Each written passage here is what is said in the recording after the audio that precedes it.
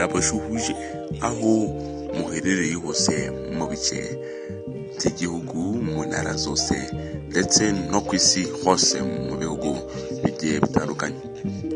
Ushobora kuba uri umukunzi w'agasobanuye nyarwanda ukaba wibereye muri za Canada ndetse no mu bindi bihugu bitandukanye, aho uba uhugiye mu kazi kawe utazi ngo filime nziza z'ubwenge ziri ku bice bigacika muri ino minsi ni izihe.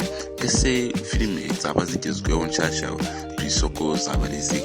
Uyu ni wa mwanya mwiza ngenda updatinga ubundi ukamenya filime nziza z'ubwenge zigezweho zirimo ku bice bigacika hirya no hino ku isi.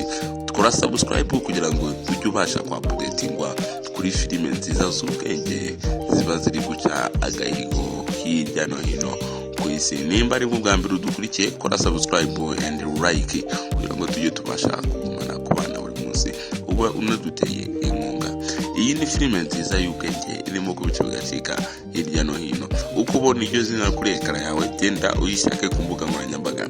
Nizera ko iyi filime n'iminde iraza kugushimisha kurusha izindi filime zose wabonye. Iyi niyo filime y'ubwenge kabisa nabo uhitiyemo uyu munsi kabisa, ushobora kujya gushakisha ukayireba nimba utarayirebye. Aka gafilime nubitindeho ni keza, nimba ukunda iminde ntucikwe, ndagushishikariza kuyireba kabisa. Filime isobanurwa na Rocky Kimomo, genda uyishake uyirebe. Nge nitwa Dream Boy S Boy, one of the umwe ku mubumbe kandi umwe uba updatinga kuri filime nziza mukeneye. Salomoni yawe, ciao ciao.